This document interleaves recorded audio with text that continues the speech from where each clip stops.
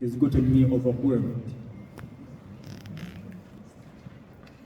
I am most thankful to you and the management of NM-AIST. Now, this I say even before I say good morning. I think I should say good morning to you, ladies and gentlemen. Good morning, Professor. It's my pleasure to be here at Nelson Mandela African Institution of Science and Technology.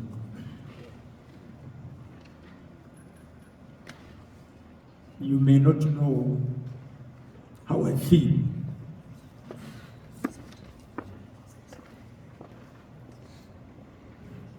Few of you may have a slight feel about how I feel. One of them is Prof.Hilonga, I believe.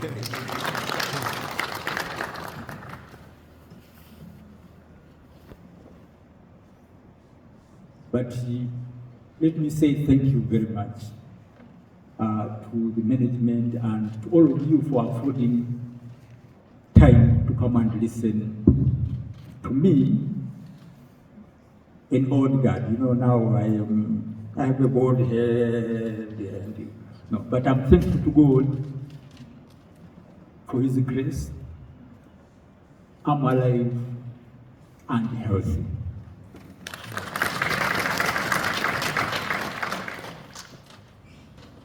Now, I've been requested to clarify why we went for Nelson Mandela African Institution of Science and Technology as opposed to university or even institute.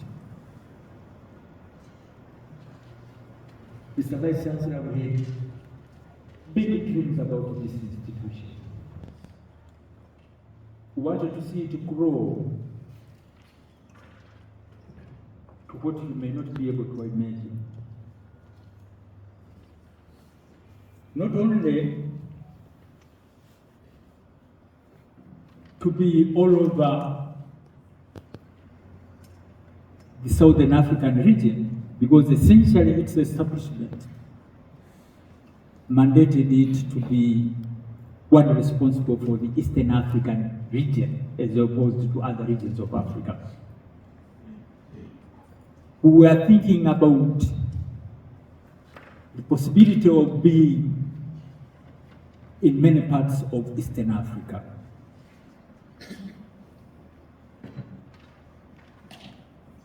Now, universities can have institutes, they can have colleges, but institutions can have universities within them.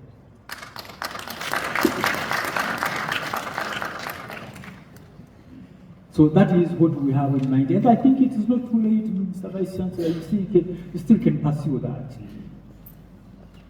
We only need to address certain things. It is the delivery world. We may have lost a few years, but it is an institution that is established to be there forever. And therefore there is always room to recorrect the course, to do some training. In water resources, they talk about river training, for instance. When the course is kind of getting diverted, you retrain it. It is still possible. The other thing you requested me to clarify, I think it will be clarified in the course of the presentation. Why no undergrads? It's going to be very, very clear as we proceed, as I proceed with the presentation. So, I've told the Vice Chancellor I am praying to God for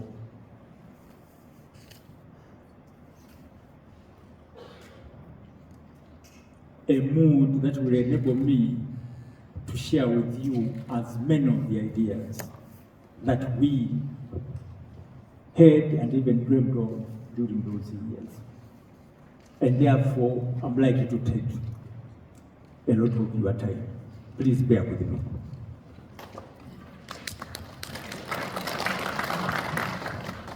So I have chosen the title, Developing a Young African Science and Technology Institute in a Transformative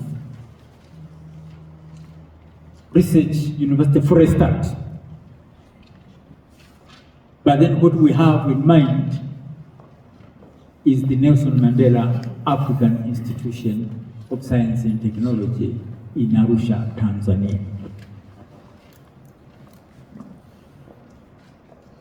The presentation covers those headings, not precisely, but generally, I would say. And therefore, beginning with the genesis. I am not sure if you are able to see, to read the text, but here we have Nelson Mandela. The idea was hatched by him. It was in a meeting of African Heads of State held in 2001 thereabouts, and attended by the former president Nelson Mandela and the former president of the World Bank, Ghana. And it was at that meeting Mandela suggested to the president of the World Bank the establishment of African institutions of science and technology to address the severe knowledge deficit in sub-Saharan Africa. That was the president of the World Bank then, James Wolferson. And James Wolferson accepted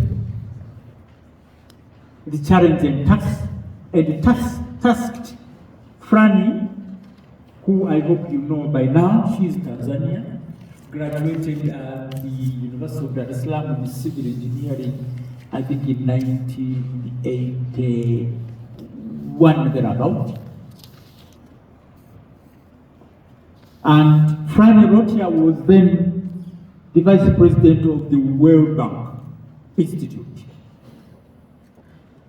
That was between 2001 and 2007 when she was vice president. Franny, in turn, appointed or tasked an official of the World Bank Institute from Cameroon, Dr. Hippolyte Fofa, to develop the initial concept in collaboration with some Africans in the diaspora. The heads of African states then met in Abuja in January 2005 and agreed for a start to establish the AISTs within sub-Saharan Africa, and each with one niche area. And Arusha was selected for the Eastern Africa region. And the government of Tanzania, under President Mkapa then,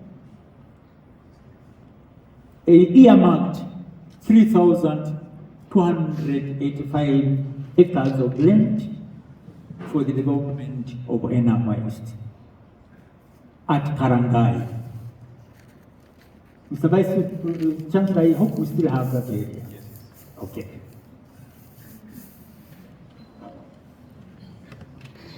What is it that prompted Mandela to come up with the proposal? Essentially, it is the observation that Africa is greatly endowed in terms of natural resources, cultural diversity, biodiversity. And in terms of the population,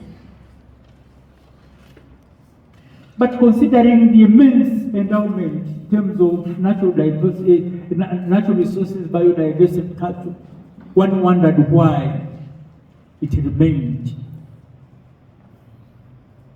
underdeveloped.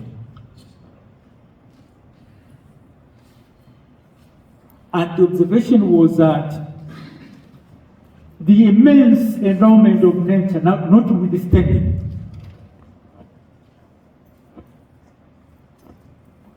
the failure of Africa to develop was due to underdeveloped human resource, and therefore the need for transformation. And Africa, especially Sub-Saharan Africa, needed agents of transformation. And the AISTs that were being established were meant to serve as such.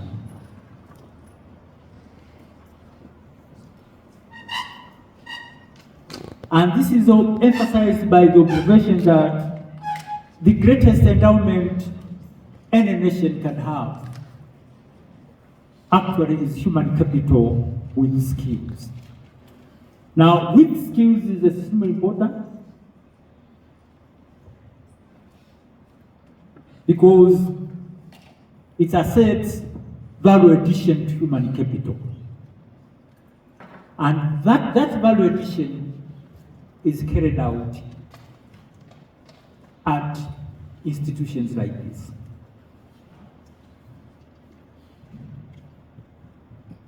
So what was required was the institution that would carry out the value addition so that Sub-Saharan Africa is able to harness the immense resources of nature, as I just mentioned. And therefore, NM-AIST was being established as an agent of transformation in this part of Sub-Saharan Africa. Its objectives, therefore, were one, to provide the best facilities for graduate and postdoc studies and research.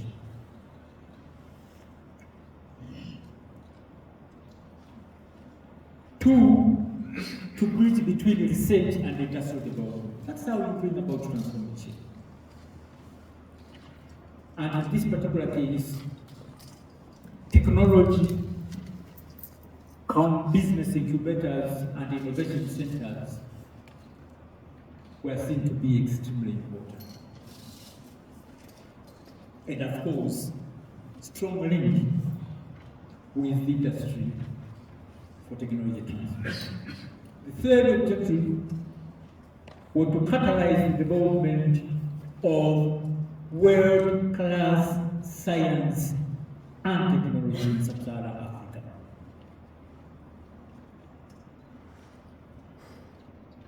So this institution was established to become a world-class science and technology institution.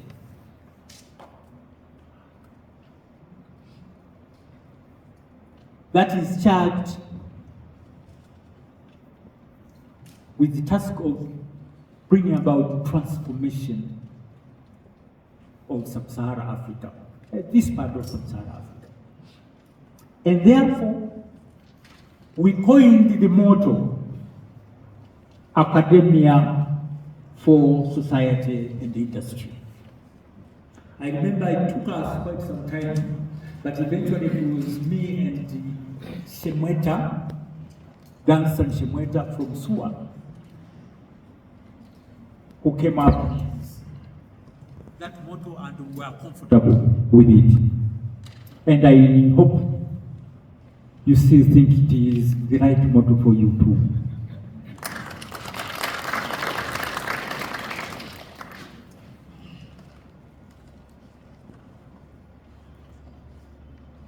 What was it that we had in mind?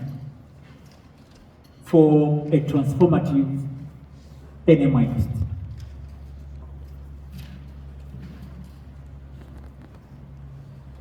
NM-AIST was being developed into a transformative research university to start with 4 key features or pillars. 1, teaching and learning. 2, research and innovation. 3, technology and transfer. And 4, societal transformation and co-creation. Now, co-creation essentially is collaborating with diverse social actors to create societal transformation for sustainable development.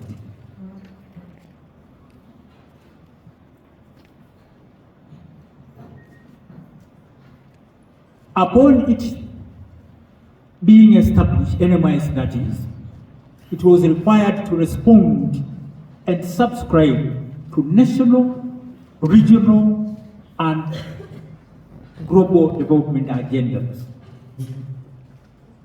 including the UN 2030 Agenda for Sustainable Development, where you have 17 sustainable development goals to end poverty, fight inequality, injustice, and tackle climate change by 2030.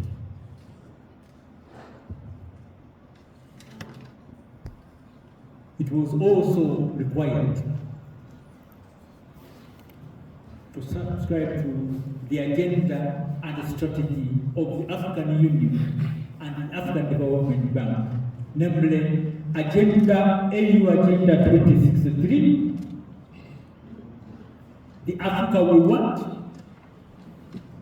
the future we want for Africa,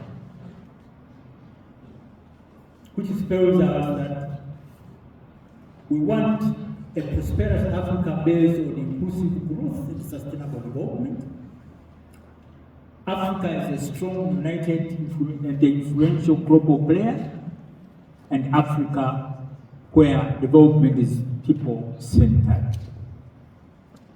But also the science,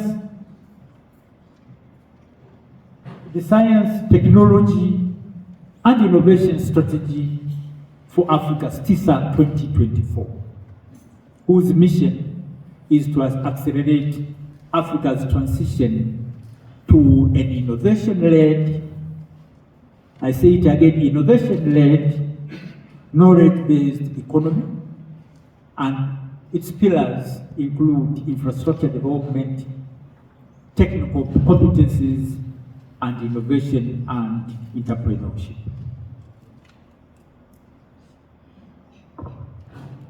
Now, the outcomes of successful implementation of the UN 2023 Agenda and AU 2063 Agenda and the TISA 2024 are expected to include enhanced science, technology, and innovation capacity to harness the resources of nature for sustainable development, effective participation in the global knowledge economy, enhanced ability to benefit substantially from globalization, significant strides towards sustainable development. And NM-AIST was required and maybe should still see itself as duty-bound to significantly contribute to the achievement of these outcomes, being an agent of transformation, as I mentioned at the beginning.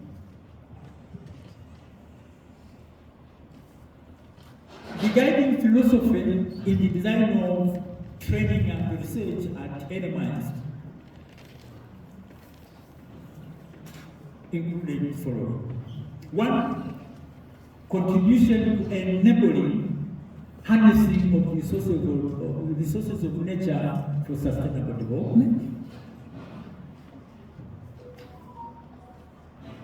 2, contribution development of a strong base for the sustenance of Sub-Saharan Africa's growth based on its resource base while transitioning to knowledge-based economy. And 3, enabling Sub-Saharan Africa to break out of the vicious circle of dependence, to stop exporting jobs and thereby redeem her glory.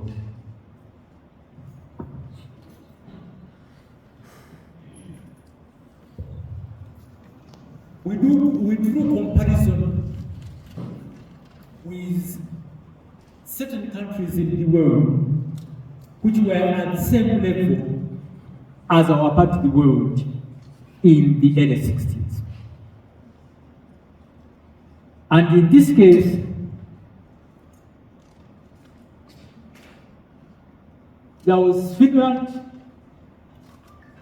on the left-hand side and Korea on the right-hand side, but you could look at a number of others, Singapore and so forth and so on. In 1960, my pointer has lost power.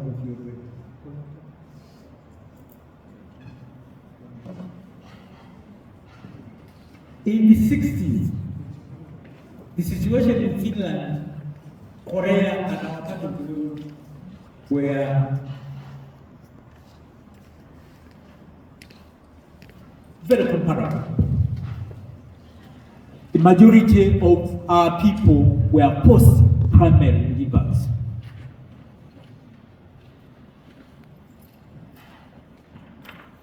But Finland, Korea, and those other countries saw the need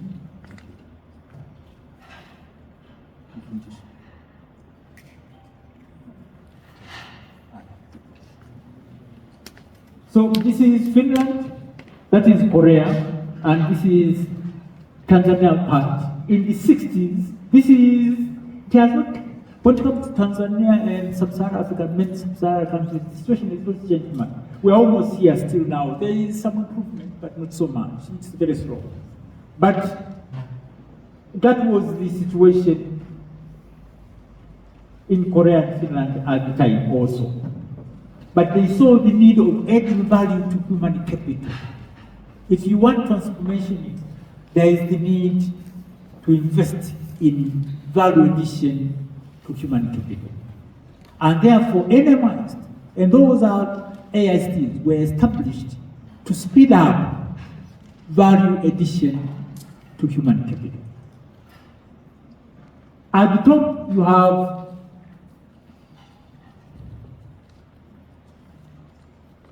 At the top you have post-tertiary. In between here you have post-secondary, that is the blue. And when it comes to serious transformation, what matters, what proportion of your people have achieved tertiary education, as it is demonstrated here. This year is intended to demonstrate that science and technology performance is a function of value addition to human capital. This is the world map on the population scale. Although Africa is distorted, it is still quite large. Yeah? And of course, the Asian countries, India and China, are greatly ballooned because, of course, of the density of the population. But this is the world map again on the population scale. But on the right-hand side, it's the world map, the same world map on the tertiary education scale. You look at Africa. It has shrunk, something close to insignificant. And then you look at those other countries, which were on the population scale, they appear small. They are balloon. But the roadmap on the scientific research scale corresponds very much to the roadmap on the tertiary education scale, and therefore emphasizing the point that if you need serious transformation, you need serious performance in research, you definitely need to add value to your people to tertiary level. And when it comes to patent registration, Africa is almost absent. We want transformation, then we need improvement in these areas. Africa should be more significant on the tertiary education, should be more significant on the scientific research as well as patent registration, as opposed to what the situation is now. What it means, with this more value-efficient human capital, we remain a resource-based country, nation, as opposed to knowledge-based. So we need to move away from remaining resource-based, the resources getting depleted, to becoming knowledge-based. Hence, value-efficient human capital enables transformation of the economy from being resource-based to becoming knowledge-based and innovation-driven. And NM-AIST was established to serve as an agent for enabling the achievement of exactly that. Transformation of the economy from being resource-based to becoming knowledge-based and innovation-driven. Now, Mr. Vice Chancellor, I don't know if you still, it is still the same vision and mission, but I'm talking about what you had in mind. Bear with me if I'll be referring to a vision is not something that you have adopted to date. But this is what we had in mind for Nelson Mandela. First of all, an institution for research-intensive graduate and postdoc training in science, engineering, and technology. Now, if you want serious transformation, you need more research. You need more innovation, knowledge-based innovation, and not so much of that happens with the undergrads. That happens more with postgrads, starting with masters, PhD, and postdoc. And since this was being established to serve as a transformation, to serve as transformation agent, we needed to concentrate and focus at that level, not the undergrads. And the vision then adopted then was to become a world-class institution dedicated to the pursuit and promotion of excellence in science, engineering, technology, and innovation, and their application for economic growth and sustainable development. Correspondingly, the mission was to deliver and promote high quality and internationally competitive teaching and learning. High quality and internationally competitive, that is important. Teaching and learning, research and innovation, and public service in science, engineering, and technology. Leveraging on entrepreneurship. So the establishment of Bush, School of Bush, was not an expert.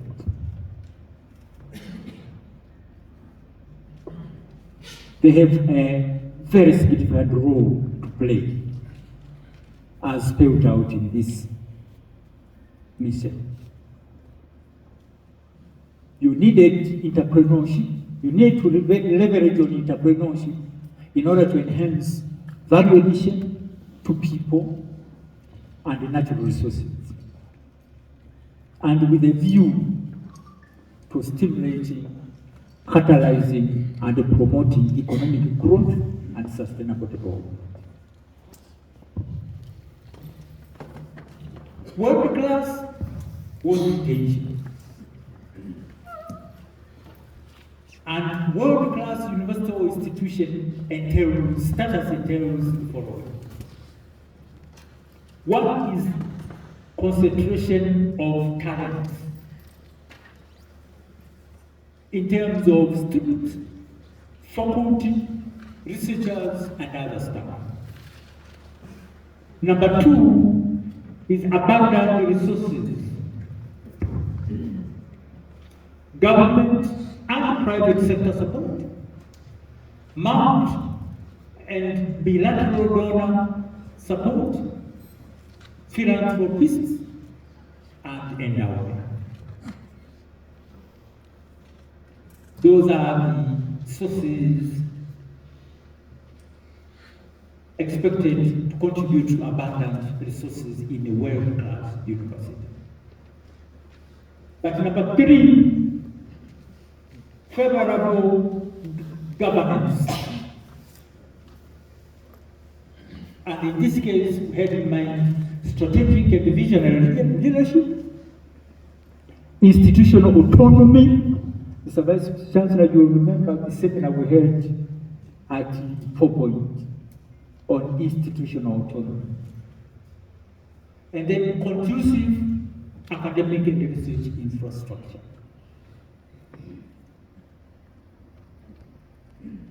We endeavored during those years to mobilize resources to develop conducive academic and research infrastructure. We had hoped that the same would continue to happen, and therefore would see even higher concentration of facilities at this institution today. Now, some of the characteristics of research universities are, according to the World Bank itself, including the following. One, they require more funding than other universities in order to attract the best staff members and students. In other words, the cost per student is inevitably higher. This has to be acknowledged. Two, they require physical facilities commensurate with their mission, including sophisticated information technology facilities. We endeavored, Mr. Vice Chancellor, to get the Indian government finance the acquisition of supercomputer. That was essentially the reason. Now, because research universities are central institutions in any knowledge and technology-intensive society, and are the key to a world-class higher education system, their future is guaranteed to be bright, provided those features are in place. Now we had coined the mission for NM-AIST. What that mission entailed to NM-AIST were: one, development of capacity to deliver quality training at this place. Two, actual delivery of high quality training. First is capacity. Two, actual delivery of high quality training. And number three, attainment and sustenance of relevancy to development. So we all the time have to think about what is it that development of this nation and this region requires, and what is it that NM-AIST can do to respond to it. And therefore, we to ensure that the research is responsible and responsive, and ensure that the institution participates in addressing the needs and problems of the society and industry, thereby living up to its motto of academia for society and industry. But that mission we call it entails also that we produce graduates who, one, can apply knowledge to solve real African development challenges. Two, graduates who are innovative and enterprising and above complacency. Here we see the need of the school of Bush. Three, graduates who are entrepreneurial job creators. Again, the relevance of Bush. Graduates who can transform paucity into abundance and despair into new hope by coming up with generating solutions to the challenges and problems which this society and industry are facing. Graduates who can overcome near overwhelming disadvantages to achieve extraordinary things. The project by ASQA becomes very handy here. And I remember when he started, he went back to his village and saw people drinking water, muddy water and so forth. While in Korea he had learned about technologies. And he wondered what he would do with the knowledge he had acquired in Korea to address a real problem back home, and hence came up with the nanofilter. And through that it was possible to overcome near overwhelming disadvantages into what one can say, or to achieve extraordinary things.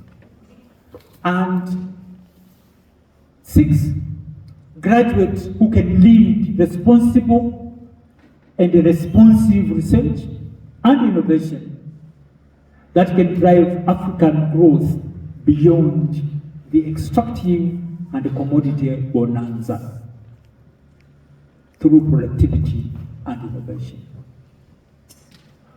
We have a bonanza currently, and you hear people, celebrating the immense gold reserves we have, and so forth and so on. That is what one will say, the extractive and the commodity bonanza. But they get depleted, they bring with them a lot of havoc to the environment.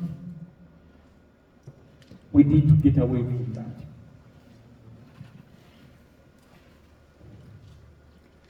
Now, NM-AIST were therefore being established to be unique. And here are some of the features which were intended to exhibit that. One, it was part of an AIST network and was intended to cater for the Eastern African region, as opposed to other institutions which are universities which are national. It is a regional.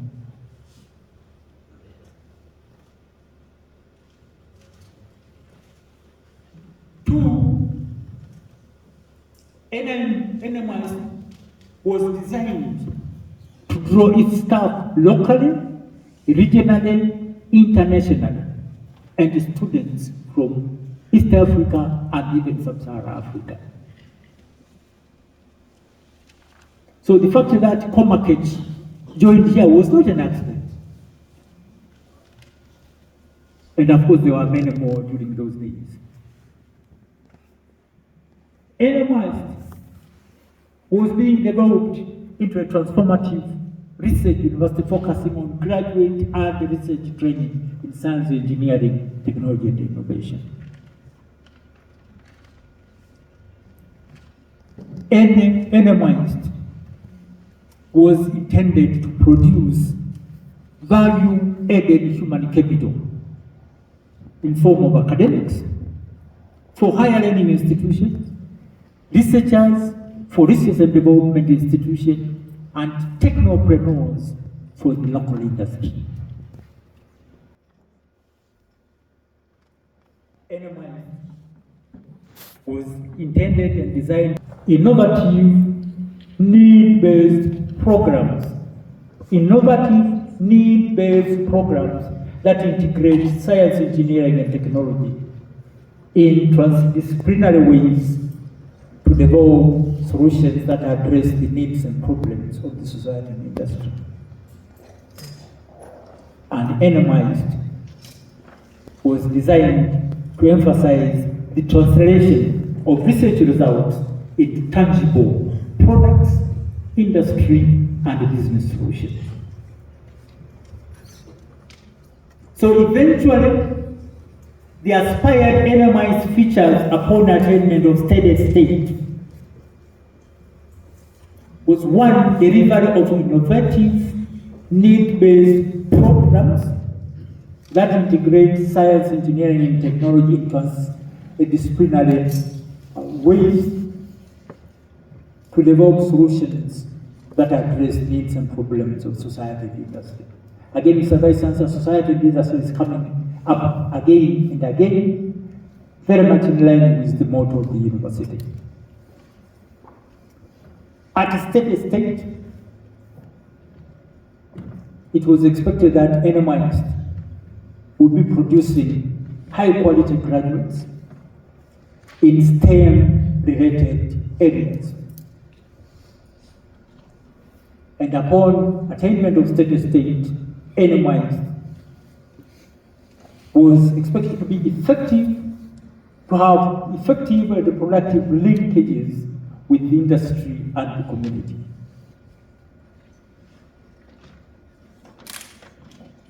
And NM-AIST at a steady state was expected to attain to well and sustain a world-class working and operational environment.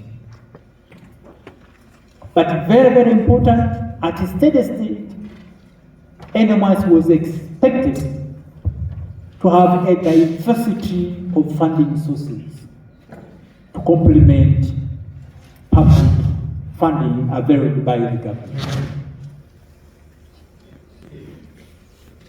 The financing mechanism thought of for NM-AIST included the following. First, capital development funds,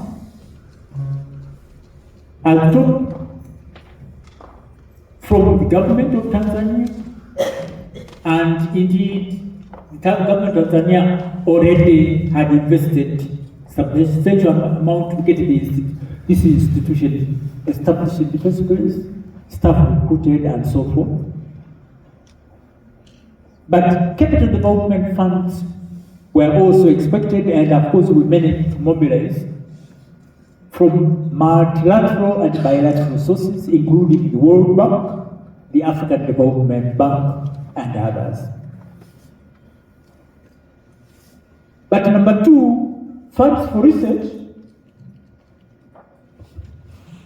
and capacity building were sought through competitive proposals from development partners, philanthropists, and others. And here is where we had the Bill Gates Foundation with the African Capacity Building Fund with the Indian government, we had the Belgian government, and so forth and so on. The institution was able to compete. And we funds from those sources. Support was also expected from the Higher Education Student Loan Board, specifically extended to Tanzanian students pursuing studies at NM-AIST.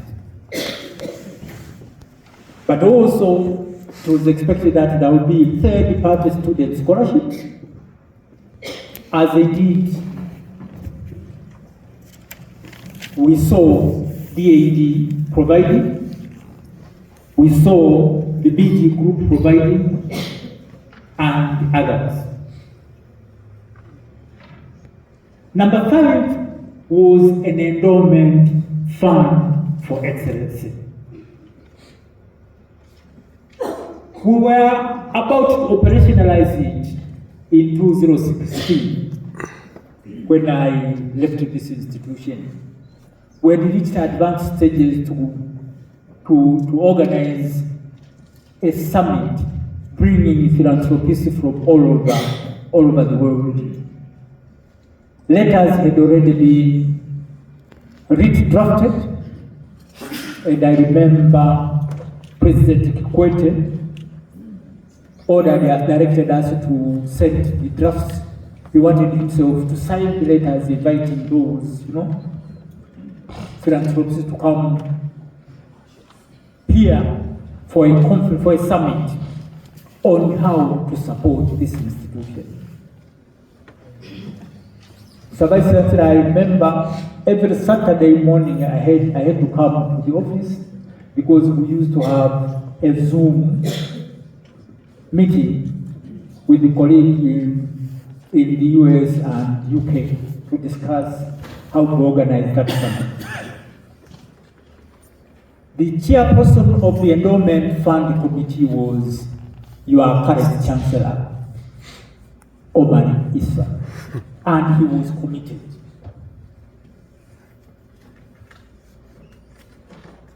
We had almost delivered the letters, and we had already set and agreed on the date for the summit, and the letters were there at the State House.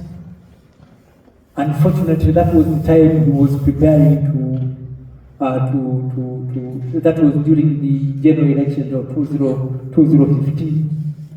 And then he got overwhelmed with the preparation for the general election and said, no, I'm just too busy. I'll make sure that the next president is properly informed about this, and I'll make sure that, he pursues it seriously. Unfortunately, after the general election, what we expected did not happen. And therefore, we were unable to operationalize the endowment fund. But the last was mobilization of public-private partnership ventures with support from various private sector players. On governance, when this was established, we established it to provide the following key structure pillars for the institution to develop and achieve what was envisaged about it. One, of course, were the schools and centers with the departments and the research chairs. And then, of course, we knew we needed an ICT resource center because ICT was very, very important for development of the institutional, for mediation of development of the institution. But we identified the innovation and entrepreneurship accelerator is also key if we are talking about contributing to transformation of the society and the industry. And here we saw the need of an incubator and even technology park. We hoped the technology park would be established at Karangai, where we have M4. There is M4 land. But very important, we plan to have an eco park with medicinal and research gardens. And I remember we started working on it, and Dr. Musa